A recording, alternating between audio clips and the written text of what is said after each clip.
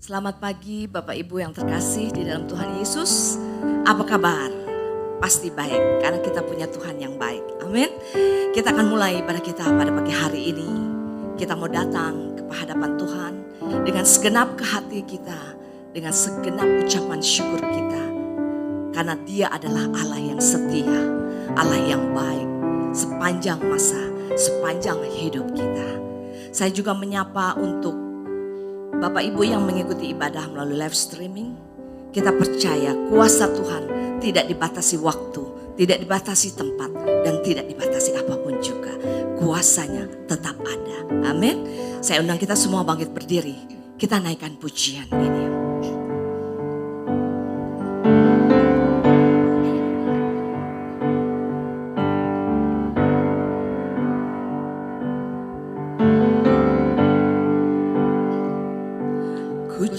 Takkan rahmat-Mu nyata bagiku, hidupku di dalam tangan-Mu. Sejak pagi ku terbangun sampai ku terbaring, ku nyanyi kebaikan-Mu Tuhan.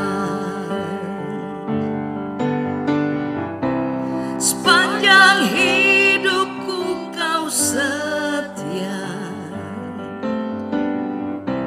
sepanjang hidupku Kau sangat baik.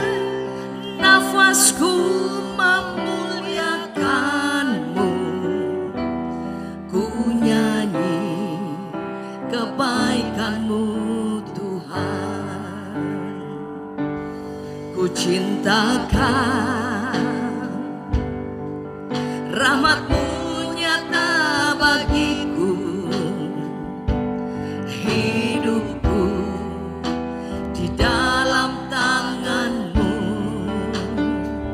Sejak pagi ku terbangun sampai ku terbaring, ku nyanyi kebaikan-Mu Tuhan. Sepanjang hidupku Kau setia, amin. Sepanjang hidupku Kau sangat baik. Nafasku memuliakan-Mu, ku nyanyi kebaikan-Mu Tuhan. Kebaikan-Mu, kebaikan-Mu Tuhan berkati hidupku. Kebaikan-Mu Tuhan sertai langkahku.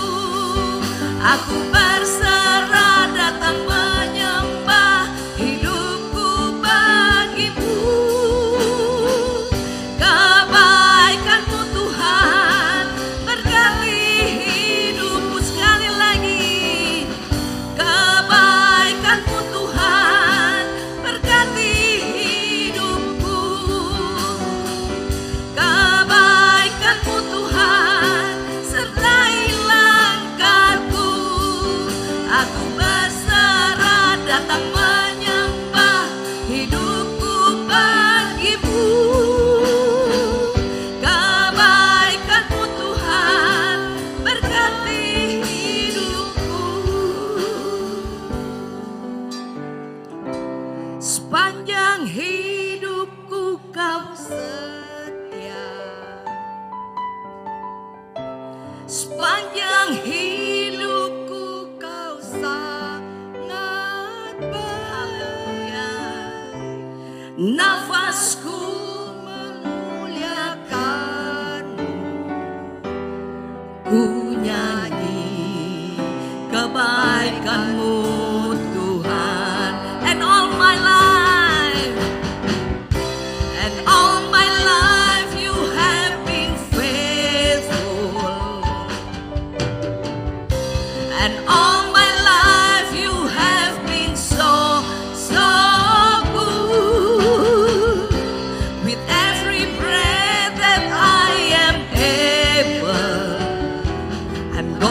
sing of the goodness of God. Sekali lagi. And all my life you have been faithful. And all my life you have been so good.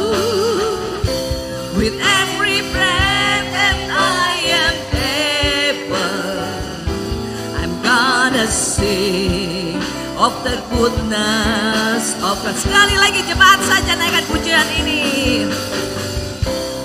All my life you have been faithful. All my life you have been so good. With every breath that I am able, I'm gonna sing of the goodness of God. I'm gonna sing of the goodness of God. Sekali lagi, I'm gonna sing of the goodness of God.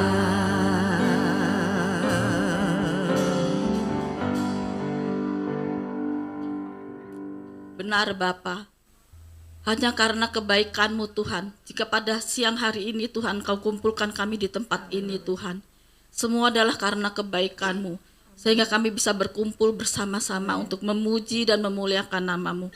Kami percaya Tuhan, pada saat kami memuji, menyembah-Mu, Engkau disenangkan. Pada saat itu juga ada kuasa di tempat ini Tuhan. Pemulihan terjadi, kesembuhan terjadi di tempat ini Tuhan. Dan Roh Kudus akan mengurapi kami semua.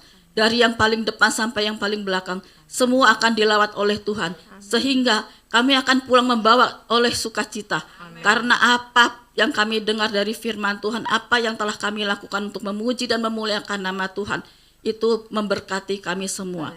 Terima kasih Tuhan. Untuk hari-hari ke depan, kami serahkan ke dalam bimbingan tangan Tuhan. Perlindungan, penyertaan Tuhan akan menyertai sepanjang hidup kami. Terima kasih Bapa, urapi kebaktian ini Tuhan, ibadah ini Tuhan. Biarlah kuasa Tuhan ada di tempat ini. Dalam nama Tuhan Yesus Kristus, kami sudah berdoa dan mengucap syukur. Haleluya, amin. Amin. Silakan duduk Bapak Ibu. Kita akan angkat satu buah pujian. Yesus pasti menolong. Kita percaya Tuhan Yesus selalu menolong apapun yang kita hadapi, apapun permasalahan yang kita jalani. Amin. Nanti Bapak Joko persiapkan diri untuk bersaksi di tempat.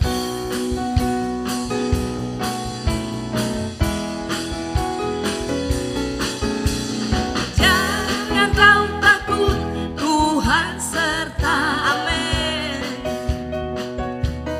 Jangan kau bimbang, Dia ada.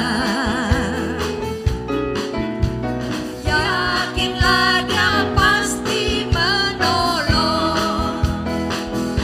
Yesus pasti menolong. Yesus pasti menolong. Yesus pasti menolong. Dia serta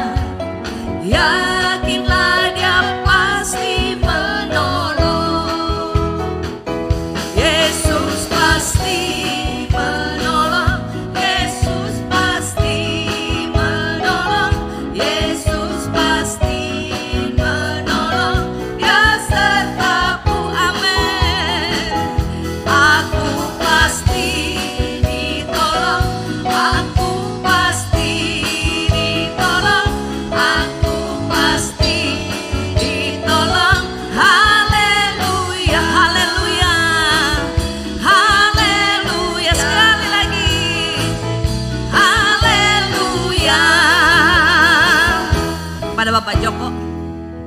Selamat pagi saudara. Ada sukacita? Amin. Kita harus selalu bersyukur. Bagaimanapun keadaan kita pada hari ini, kita wajib mengucap syukur pada Tuhan yang sudah memelihara kita, saudara. Pagi ini saya akan menyaksikan ya sedikit kebaikan Tuhan atas hidup saya.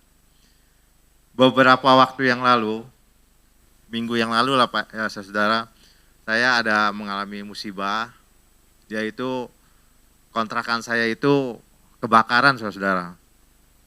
Jadi yang ingin saya ceritakan di sini bukan kebakarannya, masalah kebakarannya, tapi bagaimana Tuhan sudah bekerja begitu baik atas kejadian ini.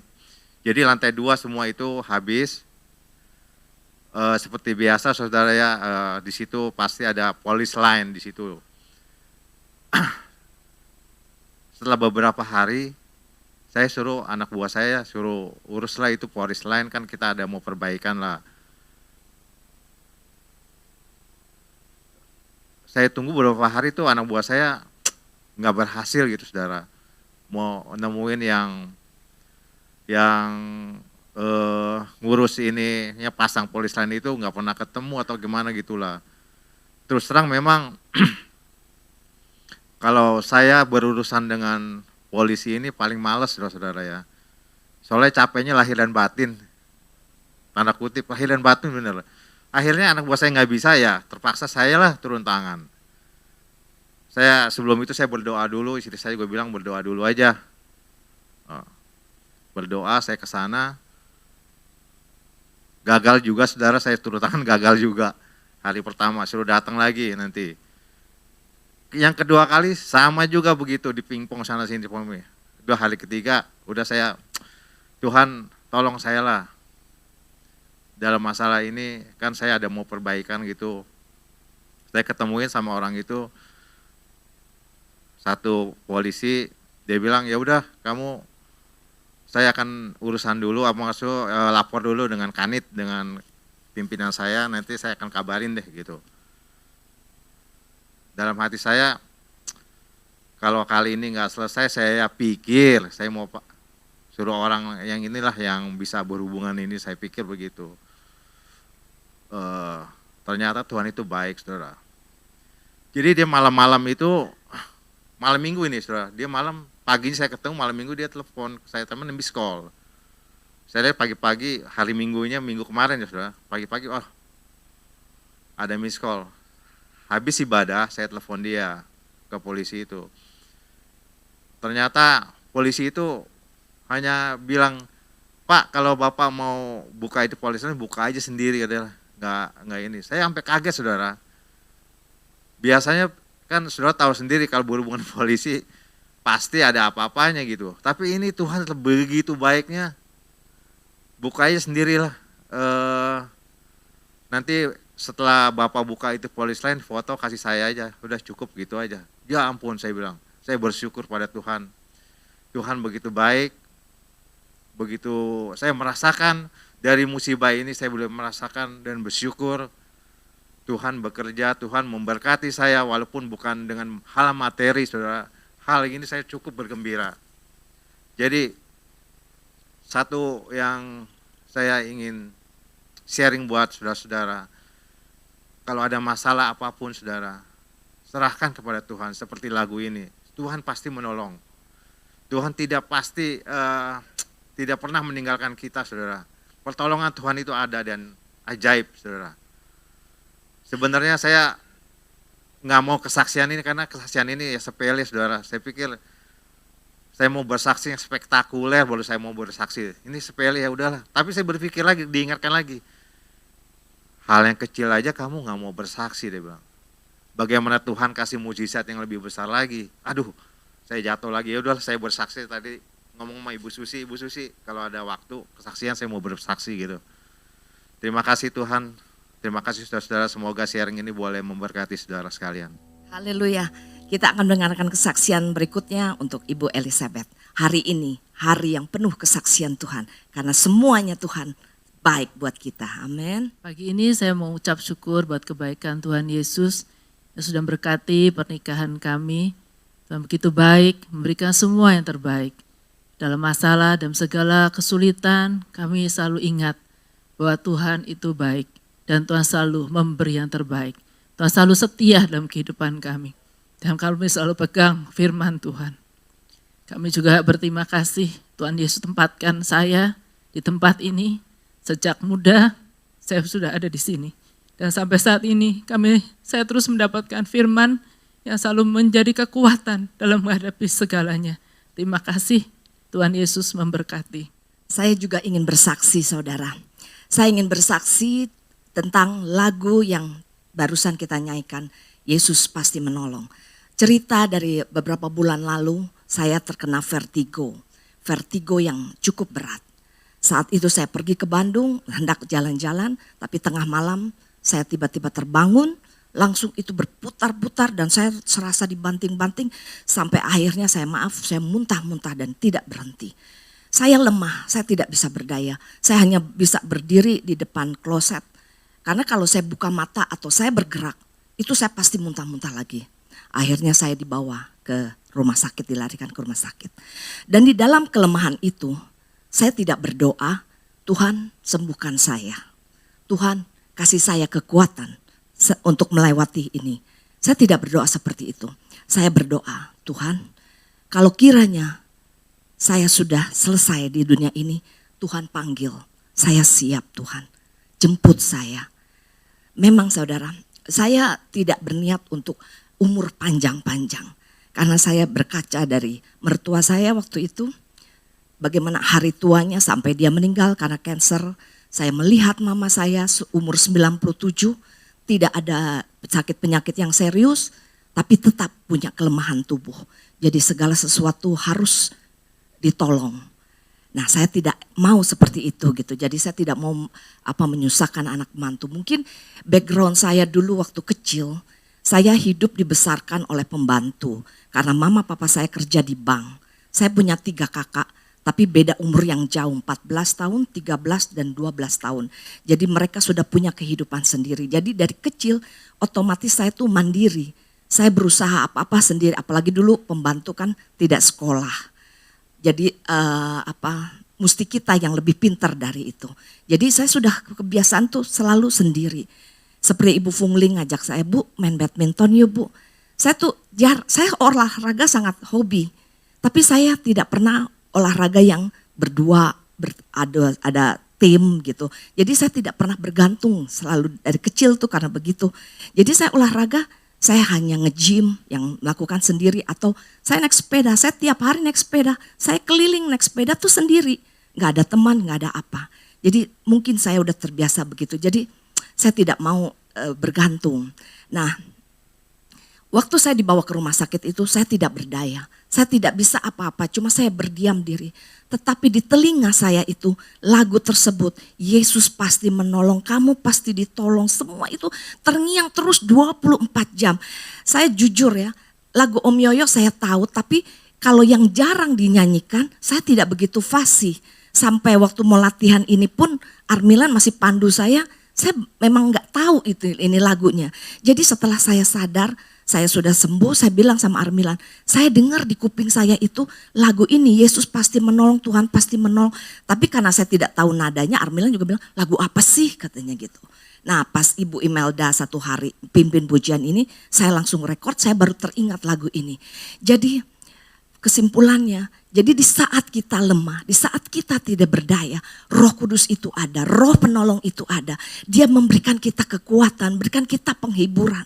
Dan saya percaya waktu Om Yoyo membuat karang lagu ini, dia pasti dapat hikmat dari Tuhan. Sehingga lagunya yang sangat-sangat sederhana, tapi punya kuasa yang luar biasa. Dan sekarang saya merasa, apapun yang saya rasakan, apapun yang kita rasakan, kita tidak pernah sendiri. Ada Roh Kudus. Roh itu nyata, walaupun kasat mata kita tidak bisa melihat Tuhan, tapi Roh Tuhan itu menyertai kita dan setia terhadap kita. Amin. Mari kita naikkan pujian ini satu kali lagi. Saya undang kita semua bangkit berdiri.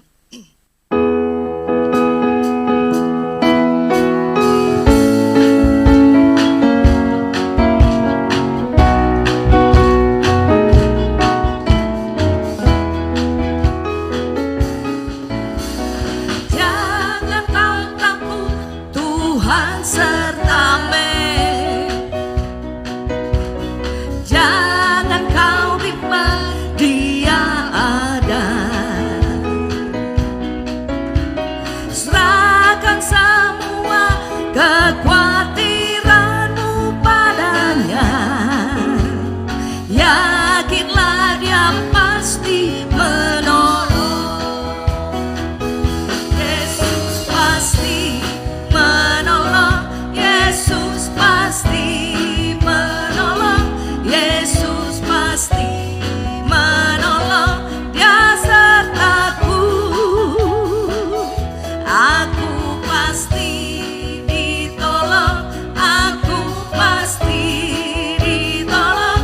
Aku pasti ditolong. Haleluya, haleluya, haleluya. Sekali lagi, haleluya, amin, haleluya.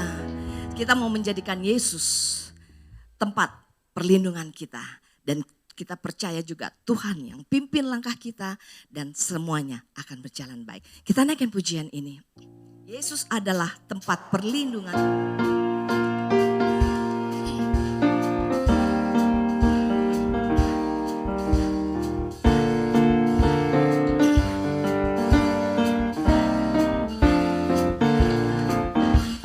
Yesus adalah tempat perlindunganku. Yesus adalah gunung batuku. Yesus adalah perisaiku yang teguh. Yesus adalah tempat aku berteduh. Ku tak takut bahaya, karena Yesus menjaga. Gada dan tongkatnya selalu menghiburku. Sekali lagi, Yesus adalah perisaiku yang teguh.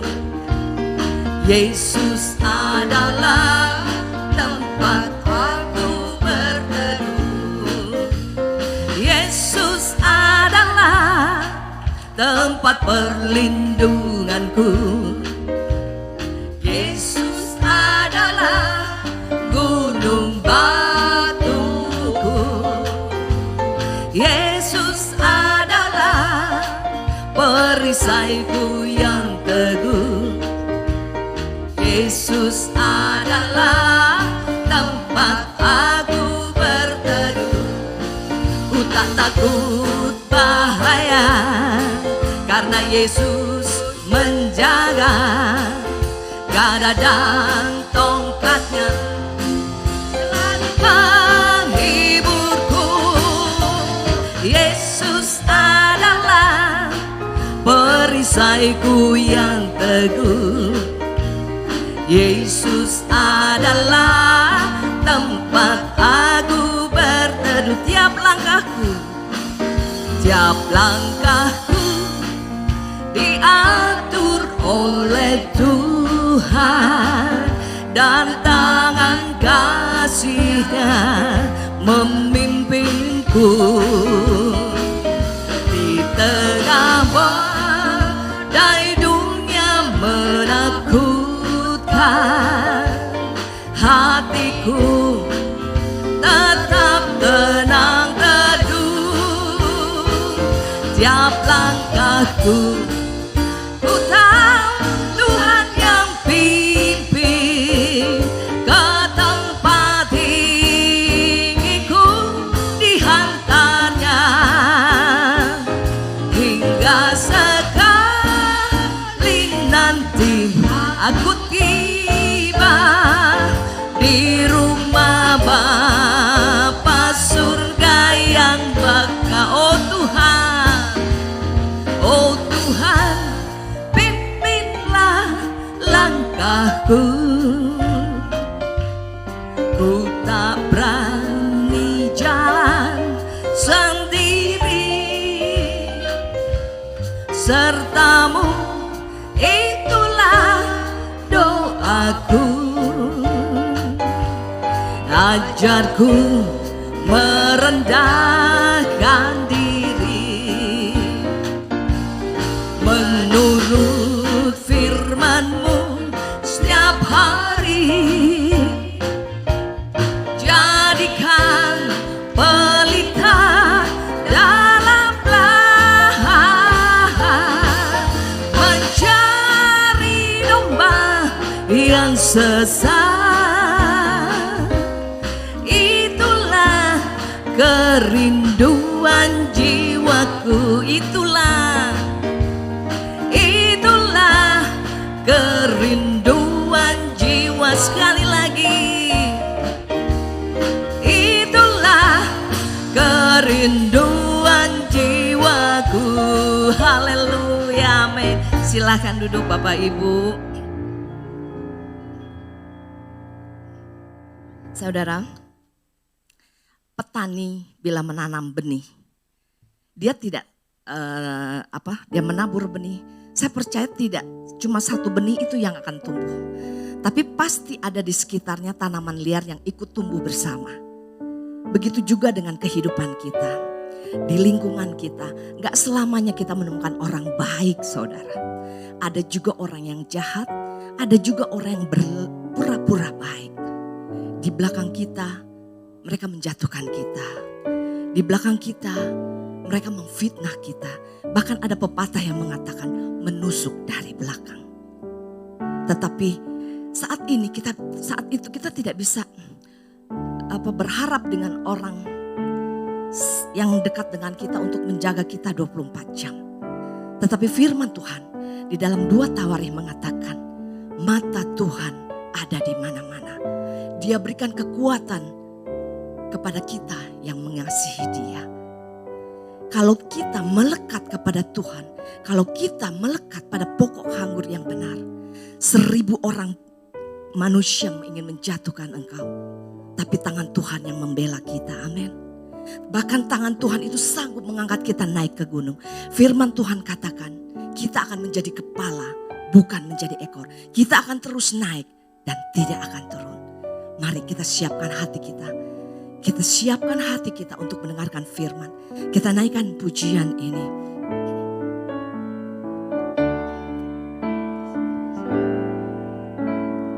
Di dalam segala hal,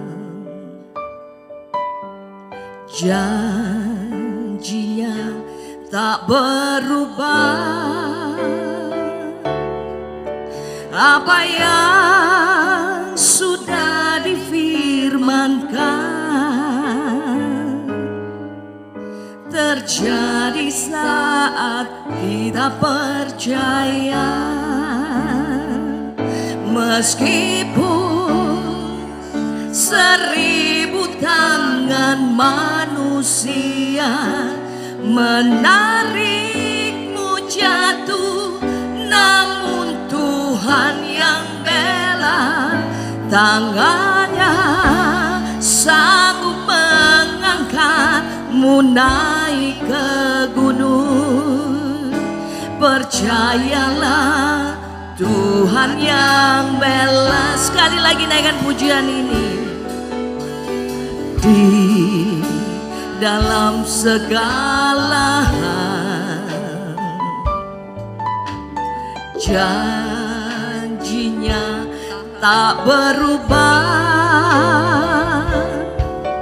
Apa yang sudah difirmankan terjadi saat kita percaya. Meskipun 1000 tangan manusia menarikmu jatuh, namun Tuhan yang bela.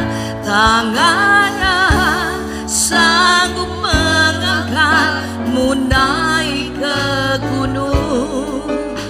Percayalah, Tuhan yang sekali lagi, meskipun saya undang kita semua bangkit berdiri. Meskipun 1000 tangan manusia menarikmu jatuh, namun Tuhan yang bela, tangannya sanggup mengangkatmu naik ke gunung. Percayalah, Tuhan yang bela.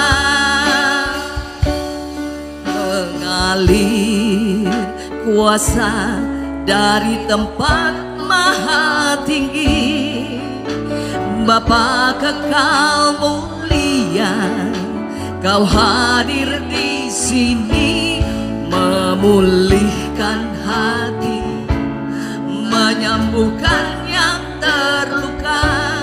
Ku kan tenang bersamamu, Bapa. Mengalir kuasa, haleluya Yesus, maha tinggi, Bapa kekal mulia, Kau hadir di sini, memulihkan hati, menyembuhkan yang terluka. Ku kan tenang bersamamu. Sekali lagi, mengalir, kami percaya Bapa, mengalir kuasa-Mu di tempat ini Bapa kami yang kekal dan mulia. Engkau sanggup memulihkan hati kami, menyembuhkan segala luka kami Tuhan. Kami terluka oleh orang-orang di sekitar kami yang mungkin menyakiti kami, yang menyakiti hati kami Tuhan. Kami percaya Tuhan, Kau sanggup memulihkan, mengalir. Tuhan Yesus, balut luka hati kami Tuhan, pulihkan kami, berikan hati kami yang baru Tuhan, hati yang benar-benar pulih, hati yang bersih, di mana kami menemukan kasih mula-mula, agar kami dapat menerima firman-Mu Tuhan. Kami bisa mengampuni, kami pun diampuni. Mungkin kami juga melakukan kesalahan. Sekali lagi mengalir, haleluya Yesus. Terima kasih Tuhan, terima kasih Bapa. Siapkan hati kami Tuhan untuk mendengar firman Tuhan, biar hati kami lapang, kami tidak dibebani oleh kesakitan kami Tuhan Yesus. Ku kan tenang bersamamu. Sekali lagi dengan lebih sungguh, mengalir kuasa dari tempat maha tinggi, Bapa kekal mulia, Kau hadir di sini, memulihkan hati, menyembuhkan yang terluka. Ku kan tenang bersamamu, Bapa. Ku kan tenang bersamamu, Bapa. Sekali lagi ku kan tenang, Bapak Waluyo. Ku kan tenang bersamamu, Bapa.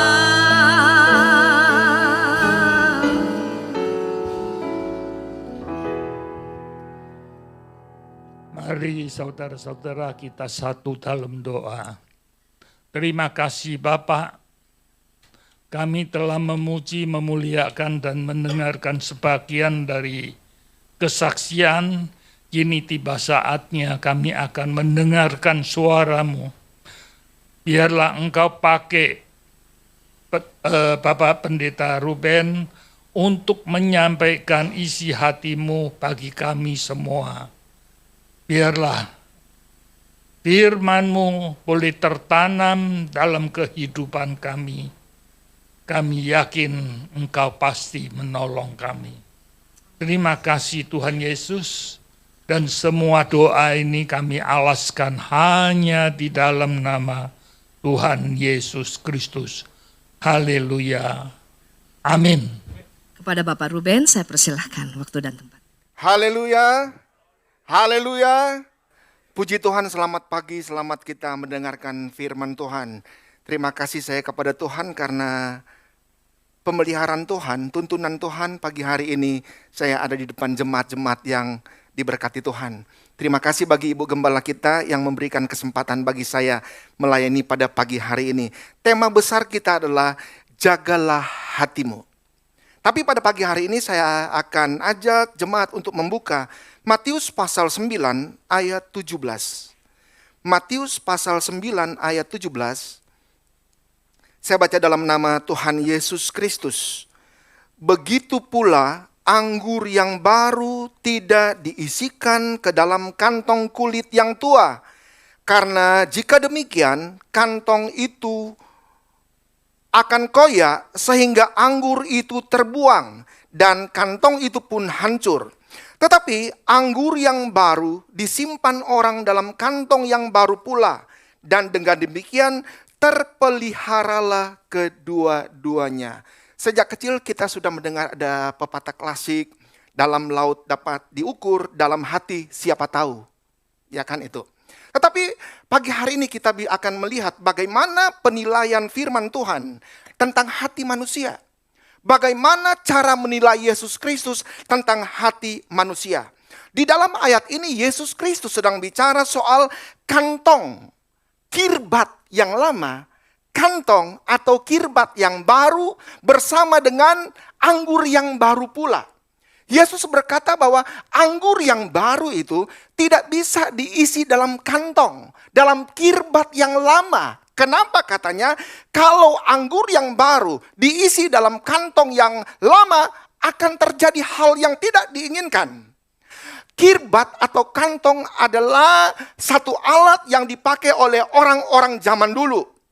Kirbat atau kantong ini terbuat dari binatang utuh. Misalnya domba, kambing yang dikeluarkan dagingnya, dikeluarkan tulangnya tanpa merusak kulitnya.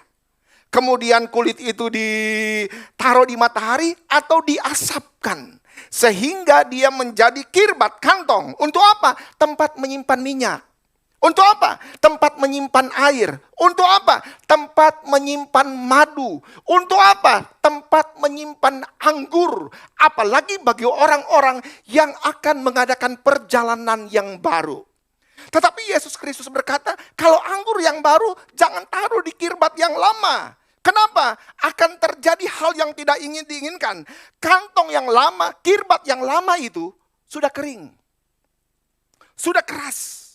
Sehingga waktu dimasukin anggur yang baru, dia akan pecah. Dia akan hancur. Sehingga Alkitab berkata, kantungnya hancur, ada kerugian lain, anggurnya tumpah juga. Jemaat yang dikasih oleh Tuhan Yesus Kristus, kirbat yang lama, kantong yang lama itu adalah bicara soal manusia kita. Hati kita yang lama. Sebelum kita kenal Yesus Kristus, hati kita yang lama, yang keras, yang kering, yang menolak firman Tuhan, yang tidak mengizinkan Roh Kudus bekerja dalam hati kita, itu dulu kita.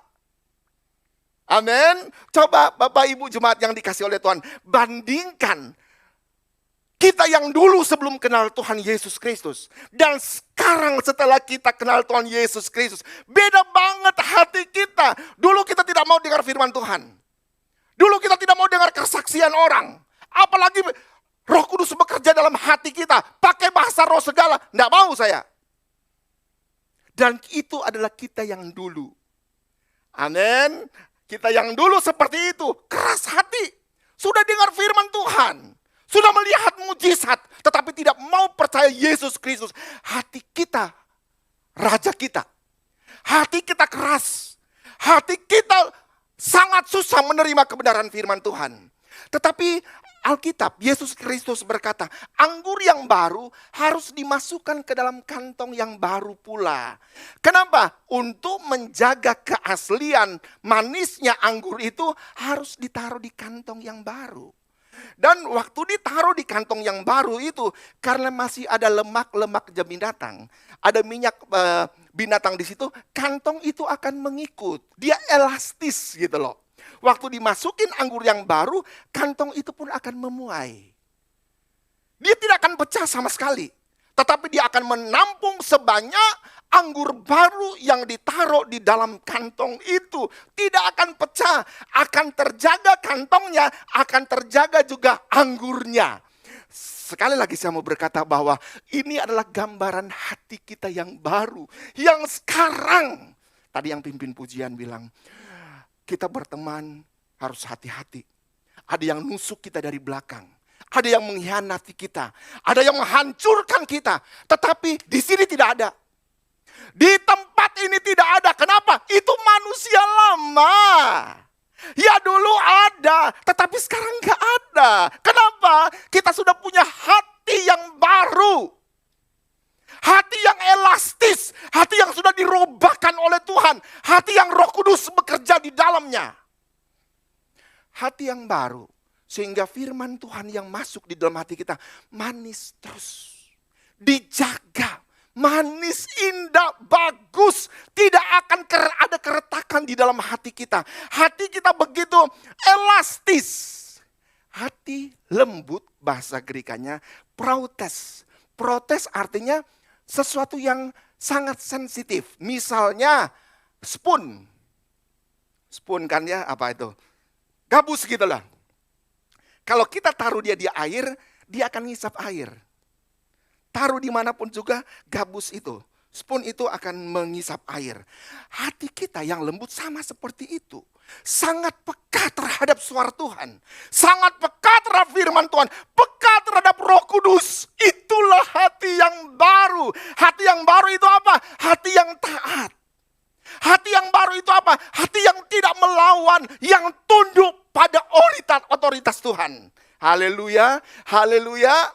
Saudara jemaat yang dikasihi oleh Tuhan Yesus Kristus, hati yang baru itu harus dijaga. Firman Tuhan yang masuk dalam hati kita harus dijaga, benar-benar dijaga. Dia bisa bertumbuh, lembut loh. Hati yang lembut begitu gampang disemaikan benih. Mau benih apapun juga, mau firman Tuhan keras, mau lembut, mau manis, hati tetap terima. Tidak akan ada protes. Kenapa? Lembut banget hatinya. Hatinya begitu baru. Dan saya percaya hati yang baru itu sudah menjadi milik jemaat AMS Jakarta yang ada di tempat ini. Dan yang lagi mendengar firman Tuhan. Amin, amin, amin, amin. Haleluya. Saya tahu di sini ada mantan-mantan penjahat kali ya.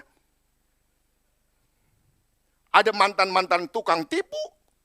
Ada mantan-mantan pembohong. Tukang zina. Penjudi. Tapi itu dulu. Waktu hati kita masih lama. Hati kita keras.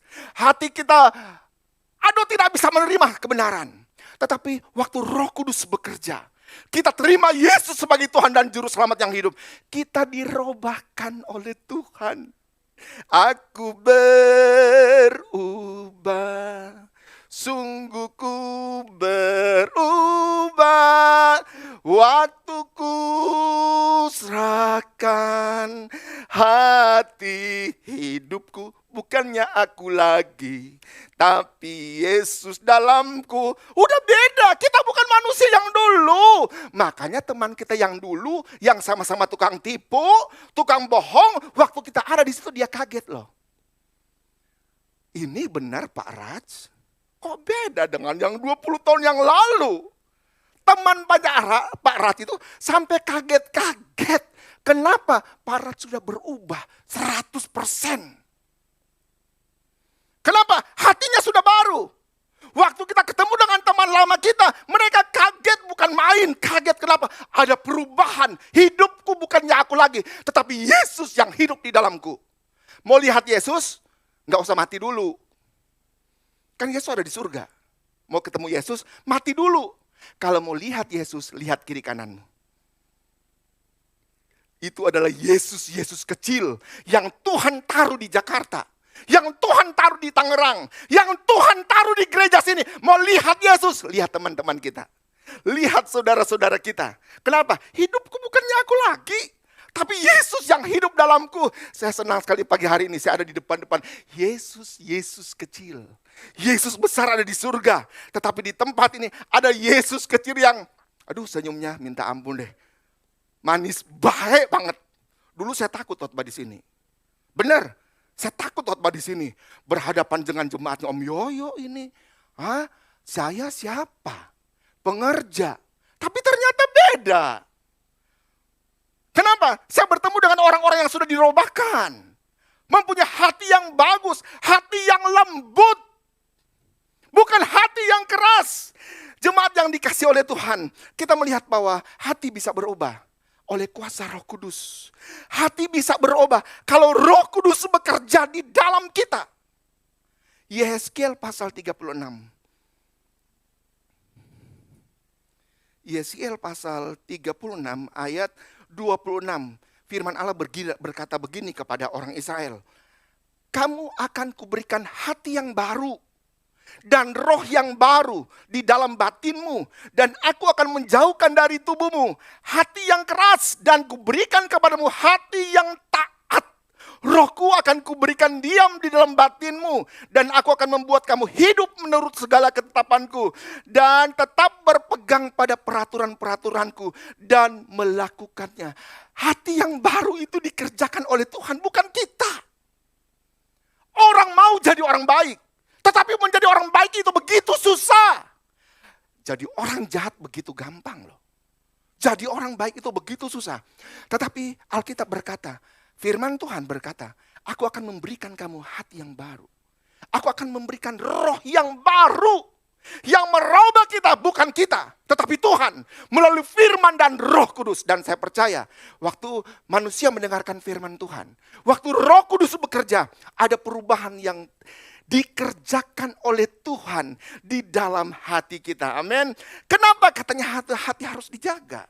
Setelah kita mendapat hati yang baru, dikasih Tuhan hati yang lembut, yang mau dengar firman Tuhan, yang penurut, yang tidak melawan, yang taat. Hati itu harus dijaga.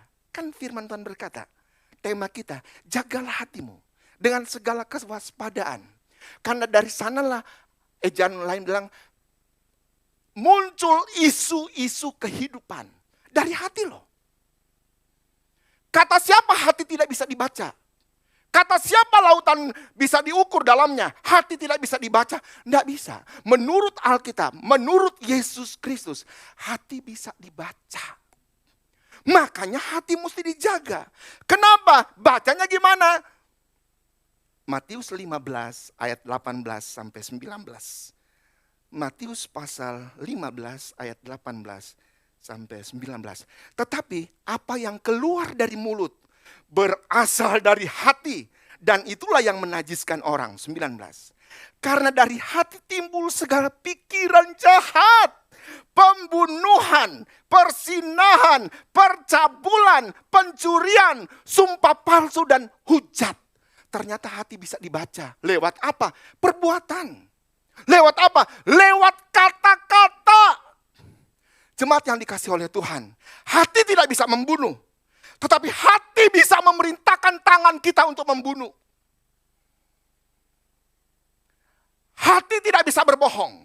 Tetapi hati bisa memerintahkan mulut kita untuk berbohong. Hati tidak bisa berbuat jahat. Tetapi hati bisa memerintahkan tangan, mulut, kaki, segala organ tubuh kita untuk melakukan sesuatu yang tidak baik. Tetapi ingat, hati juga mempunyai pengaruh yang besar bagi kita untuk berbuat yang baik. Hati yang gimana? Hati yang sudah dirubahkan oleh Tuhan. Hati yang sudah bertobat. Hati yang baru. Haleluya, haleluya. Hati ternyata bisa dibaca. Dari sana terpancar keluar kehidupan. Dari mana? Untuk menilai seseorang itu, dia Kristen sejati, bukan lewat KTP. Bukan. Untuk melihat seseorang hamba Tuhan itu baik, jangan di mimbar. Kalau di mimbar, pelayan Tuhan, hamba Tuhan akan memberikan semua yang paling bagus. Ntar lagi masuk surga, dekat surga. Untuk menilai saya, datang di Cianjur, di sekolah Alkitab. Kalau bisa tinggal 1 minggu, baru ketahuan siapa saya. Jangan nilai waktu saya ada di atas mimbar. Saya bisa jadi pembohong. Saya bisa menipu. Saya bisa membohongi jemaat dengan penampilan di atas mimbar. Kita bisa nilai orang lewat kehidupan sehari-hari. Terpancar katanya dari sana kehidupan itu. Haleluya, haleluya, haleluya, amin. Kenapa harus dijaga hatinya? Tadi kan karena dari sana terpancar katanya. Sekarang hati harus dijaga, kenapa? Hati adalah sumber mata air. Yohanes 7 ayat 38. Yohanes pasal 7 ayat 38. Barang siapa percaya kepadaku, seperti yang dikatakan oleh kitab suci, dari dalam hatinya akan mengalir aliran-aliran air hidup. Amin jemaat. Dari dalam hatinya katanya akan mengalir aliran-aliran air hidup. Saudara, kalau di kampung ya, kalau kita di sungai, kadang-kadang air sungai itu jernih bagus, tapi kadang-kadang dia kabur. Jangan lihat di sungainya, lihat mata airnya di mana. Lihat sumbernya di mana, kita harus datang, kita ketemu, oh sumbernya ada di sini. Kenapa bisa kabur sampai di ujung sana? Oh, ada longsor tanah. Sumbernya dari mana? Dari mata air. Kalau di ujung sana mata airnya jernih bersih, pasti mata airnya, sumbernya baik. Katanya dari dalam hati kita akan terpancar aliran-aliran hidup. Tidak mematikan. Kata-kata kita tidak akan membunuh orang. Mata kita melihat orang tidak akan membuat orang tidak lagi masuk gereja. Waktu kita jabat tangan dengan orang, orang akan senang datang di sini. Kenapa? Penuh dengan kasih. Dari tangan kita, dari mulut kita, perbuatan kita memancar aliran-aliran kehidupan. Ada orang, nggak ada di sini, penerima tamu, minggu depan tamunya nggak datang lagi. Judas. Apa susahnya pegang tangan dia, pegang punduknya, selamat datang. Minggu depan dia datang lagi. Ada orang waktu melihat orang nggak mau ke gereja lagi. Kenapa? Matanya sinis. Saya datang di gereja kayak dicurigain. Kayak pelakor, takut suaminya digondol sama saya. Saya datang di gereja dilihat-lihatan kayak pencuri, takut dompetnya hilang. Akhirnya nggak datang, hilang jiwa. Kenapa? Dari dalam hatinya tidak mengalir air hidup, air kematian yang mengalir. Kata-katanya tidak membangun. Kata-kata tidak membuat orang semangat, malah orang, ya udahlah. Seperti tidak ada tempat bagiku di Jakarta untuk mencari Tuhan. Tidak ada tempat bagiku. Tidak. Kenapa? Dari hati jemaat AMS Jakarta akan mengalir aliran-aliran air hidup yang akan menghidupi banyak. Akan menghidupi tanaman-tanaman, menghidupi ikan-ikan, menghidupi manusia dari situ. Asalnya apa? Dari hati kita. Haleluya. Haleluya. Mau menjadi aliran hidup bagi orang Jakarta.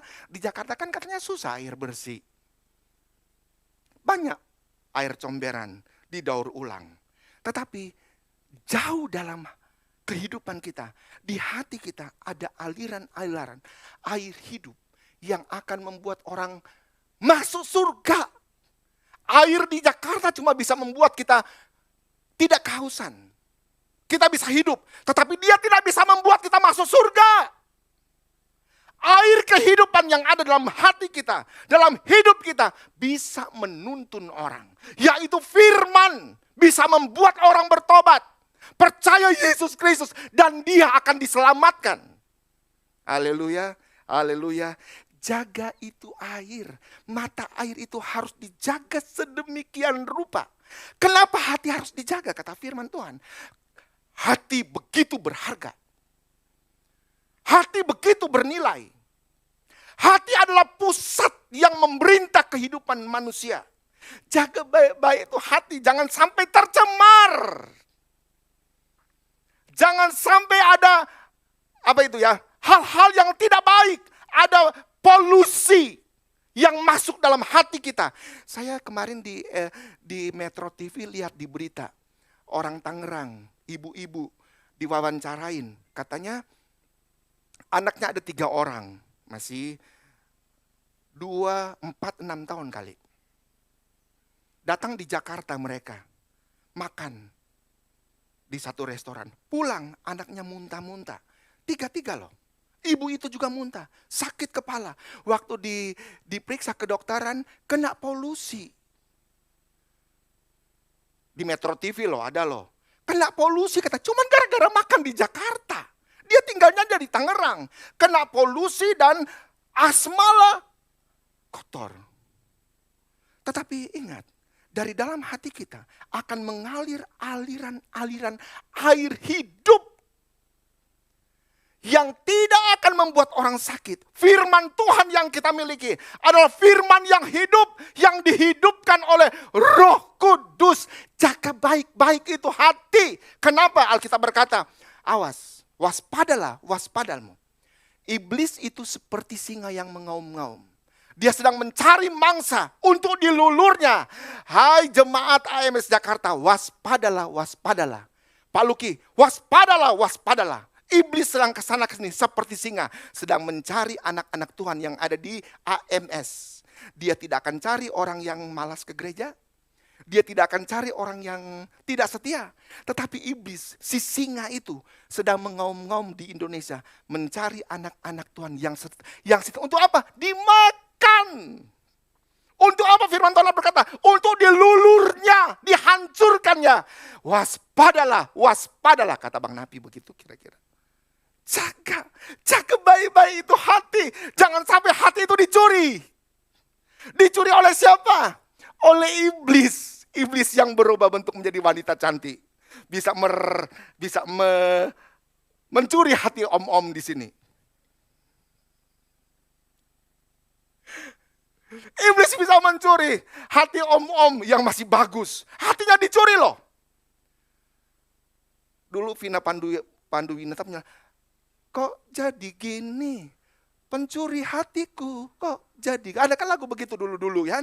Pencuri hati sih, pencuri hati. Sampai hari ini pencuri hati itu beredar kemana-mana. Setan, iblis. Dan dia ingin menghancurkan anak-anak Tuhan yang setia. Yang tidak setia, ngapain dihancurkan? Orang itu temannya. Orang itu sahabatnya. Yang mau dihancurkan itu yang setia. Tetapi ingat, waktu kita jaga hati kita tidak bisa diterobos oleh kuasa iblis. Jaga baik-baik.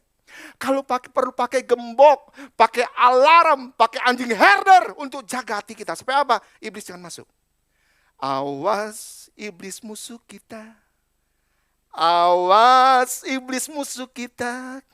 Dia jalan sini sana, dia buka suaranya.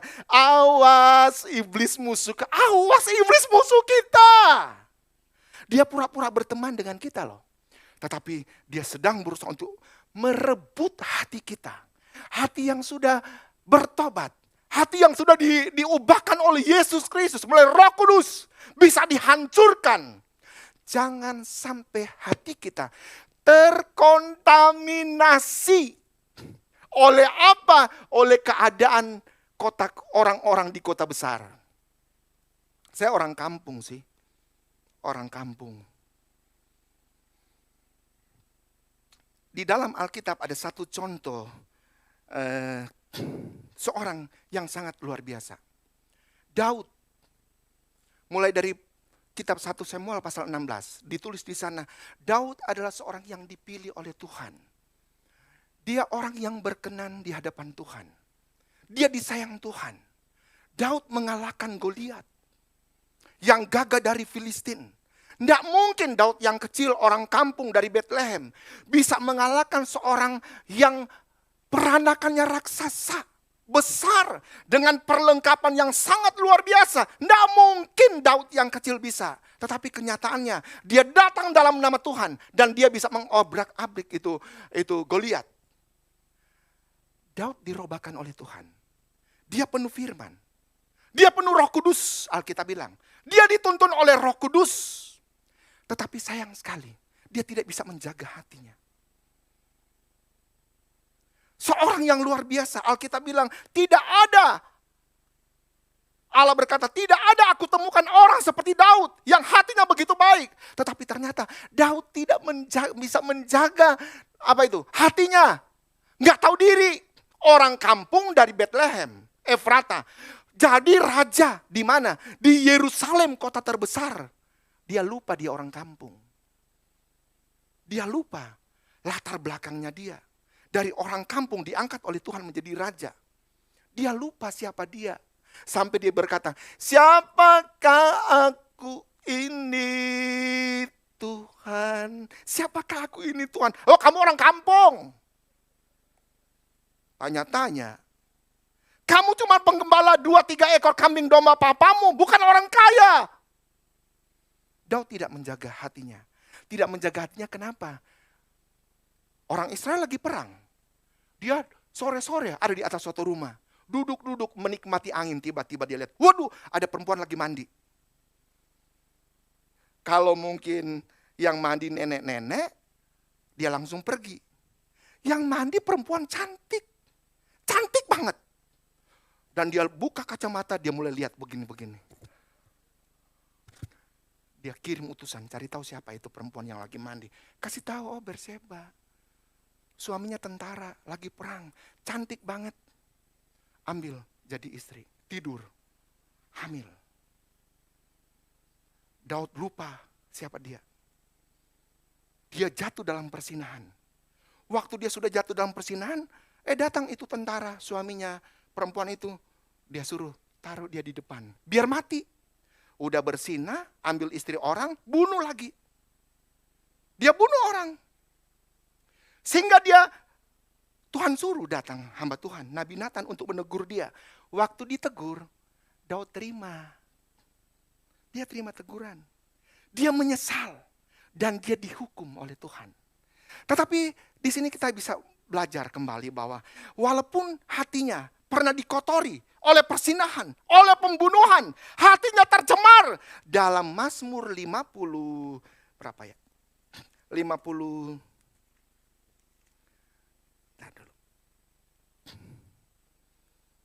Mazmur 51,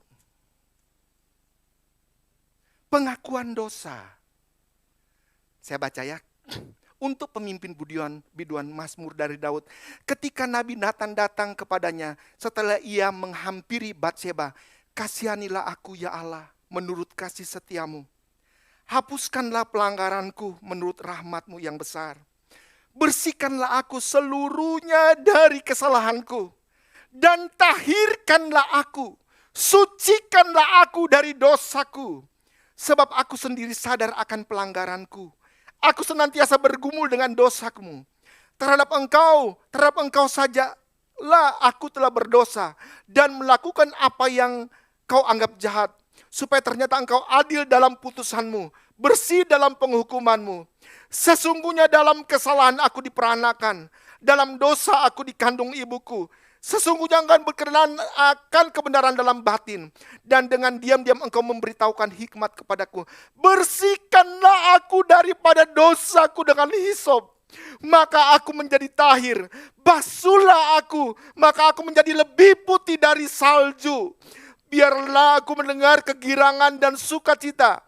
Biarlah tulang yang kau remukkan bersorak-sorak kembali. Sembunyikanlah wajahmu terhadap dosaku. Hapuskanlah kesalahanku. Jadikanlah hatiku tahir ya Allah. Dan perbaharuilah batinku dengan roh yang teguh. Jangan membuang aku dari hadapanmu. Dan janganlah mengambil rohmu yang kudus daripadaku. Ini pengakuan Daud. Dia mau kembali kepada hati yang baik. Hati yang lembut, jangan ambil rohmu dari aku Tuhan. Tahirkanlah aku, sucikanlah aku, kuduskanlah aku. Aku memang sudah berdosa, aku layak dihukum. Luar biasa, Daud. Apakah kita punya karakter Daud? Mengaku dosa dan siap dihukum. Waktu kita berbuat pelanggaran, waktu kita berbuat dosa, kita mengaku. Nggak usah mengaku di depan jemaat, nggak usah. Urusan dengan Tuhan kan ada ajaran ya. Dosa yang kita buat dia 30 tahun lalu harus adakan pemberesan di hadapan jemaat. Ya jemaat kabur. Orang dia sudah tahu 30 tahun lalu gembalaku baik-baik. sudah membuat rohaninya bagus. Sekarang gembalanya bersaksi, 40 tahun yang lalu saya begini, dia cerita yang lalu. Kaburlah jemaat. Mengakulah di hadapan Tuhan. Sama seperti Daud, mengakulah kepada Tuhan. Kasihilah sepenuh hatimu. Daud mengaku loh, dia diampuni oleh Tuhan. Tetapi hukuman tetap jalan. Dosa diampuni, hukuman tetap jalan. Akibat dosa adalah maut. Tetapi kita bisa melihat, Daud begitu terbuka hatinya. Dia terbuka di hadapan Tuhan. Dia mengaku semua. Dan dia bilang, sucikan aku. Saudara bisa melihat, begitu sakitnya batin daripada Daud. Kenapa? Karena dosa yang menghimpit.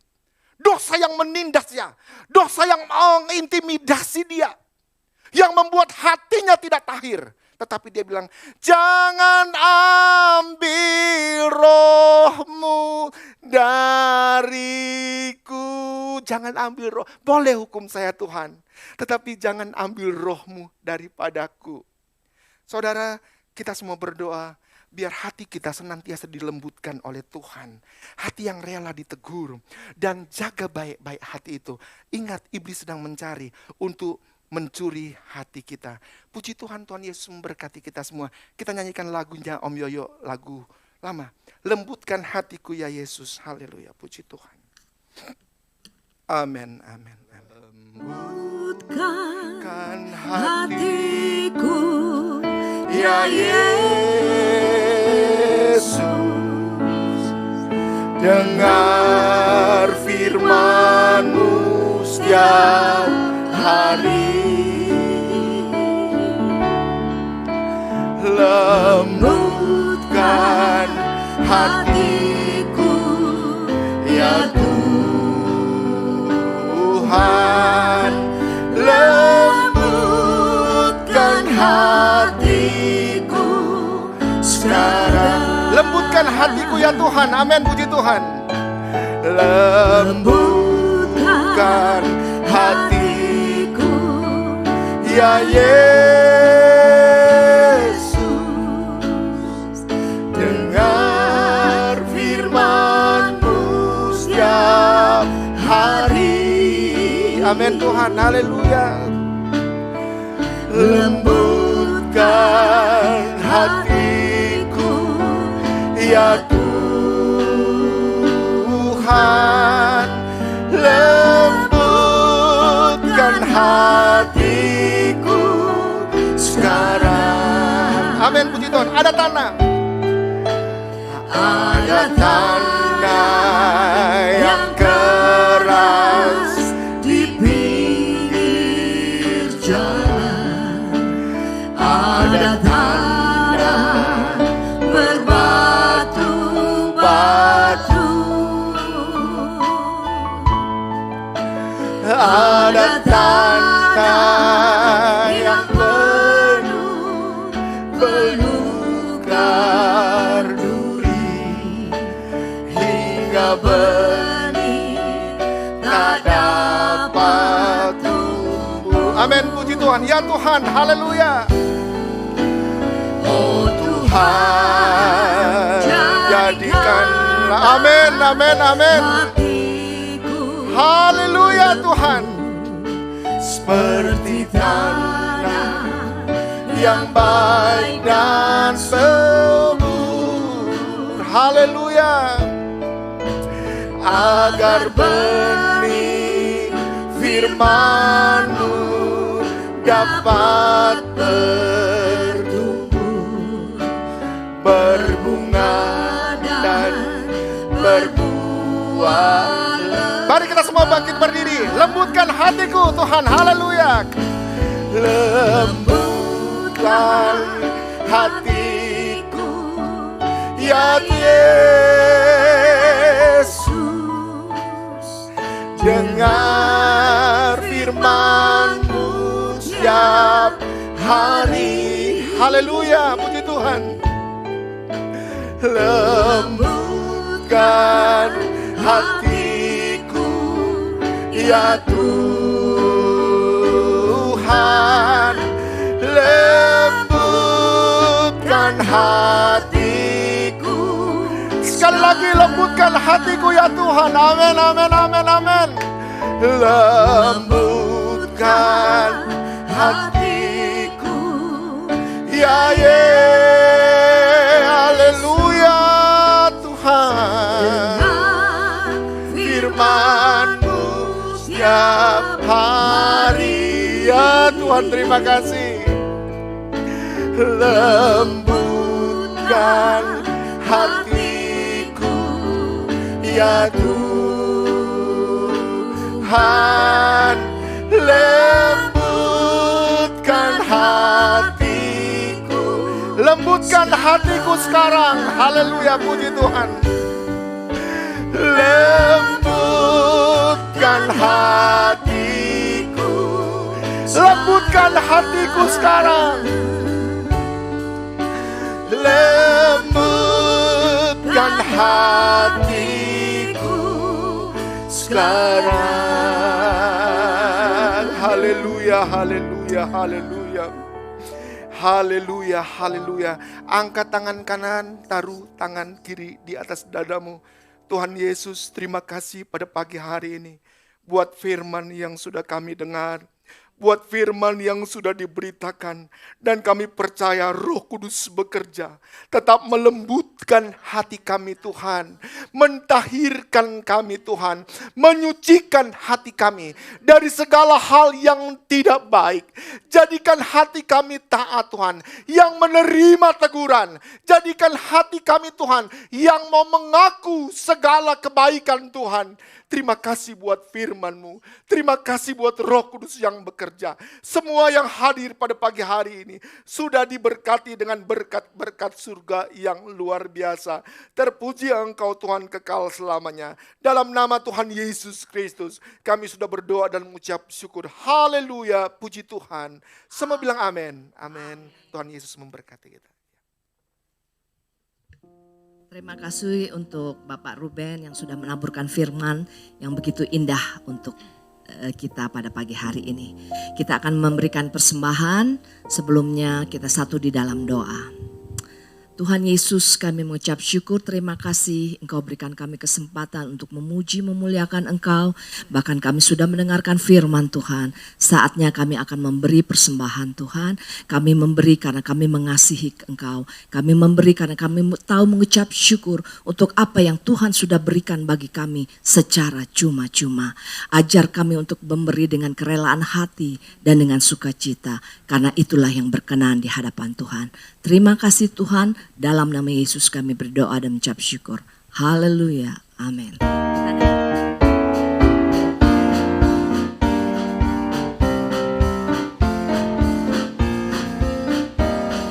Jangan kamu khawatir, burung di udara dia pelihara. Jangan kamu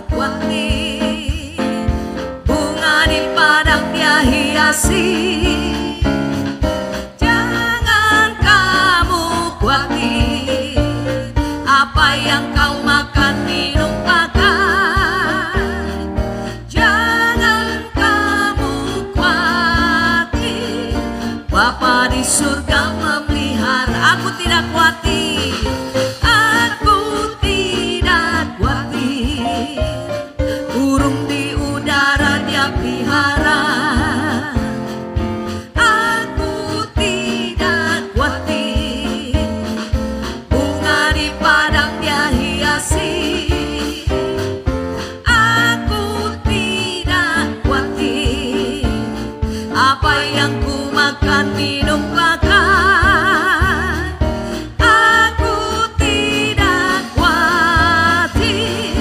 Bapa di surga memelihara, Bapa di surga, Bapa di surga memelihara. Sekali lagi, Bapa di surga memelihara.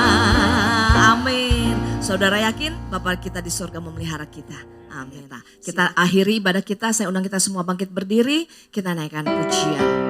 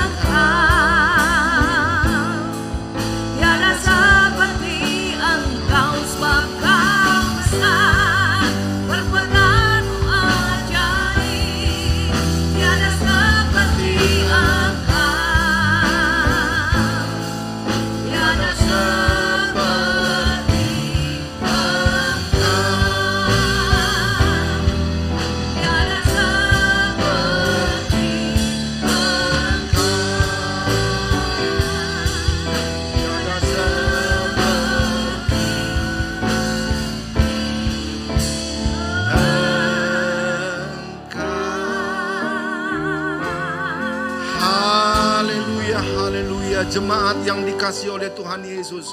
Mari bersama-sama kita berdoa. Tuhan Yesus Bapa yang baik, semua anak-anak Tuhan yang hadir pada pagi hari ini di gedung ini maupun yang sedang mengikuti kebaktian di rumah, sudah diberkati dengan berkat-berkat surga yang heran dan luar biasa. Tuhan, pada pagi hari ini kami mau berdoa khusus bagi Ibu Gembala kami, Ibu Melani Awan Datu, dalam melayani Engkau dan pekerjaan Tuhan, baik yang ada di sekolah Alkitab, sekolah tinggi, GPD Cianjur, AMS Jakarta. Tuhan memberikan dia kekuatan, memberi dia kesehatan, memberi dia hikmat akal budi dari surga, biar dia bisa melaksanakan tugas pekerjaannya dengan baik, sehingga nama Tuhan diagungkan dan dimuliakan. Anak-anak, mantu, cucu-cucu diberkati oleh Tuhan dalam pelayanan mereka. Kami berdoa juga untuk gembala-gembala yang ada di AMS Jakarta. Tuhan berkati mereka dengan kekuatan dan kesehatan. Tuhan pilih kesetiaan mereka dalam melayani Engkau. Tuhan memberkati usaha mereka. Terima kasih Tuhan, usaha mata pencarian umat-umat Tuhan, mereka yang menjadi pengusaha, pedagang, karyawan, guru, anggota TNI Polri, perawat medis, dokter, semuanya diberkati dalam nama Tuhan Yesus. Dengan berkat-berkat itu, mereka bisa mempermuliakan akan nama Tuhan. Yang tidak hadir, kemungkinan mereka sedang sakit di rumah ataupun di rumah sakit. Kami mau berdoa dalam nama Tuhan Yesus. Mereka dipulihkan, disembuhkan. Mereka bisa bersama-sama dengan kami mengagungkan dan memuliakan nama Tuhan. Kalau ada anak-anak Tuhan yang sedang di luar kota, sedang bekerja atau sedang berlibur, Tuhan jaga pelihara. Tuhan ingatkanlah kepada mereka untuk datang beribadah kepada Engkau di hari-hari yang akan datang. Terima kasih Tuhan, di hadapan kami ada umat-umat Tuhan, anak-anak Tuhan yang berulang tahun di bulan ini.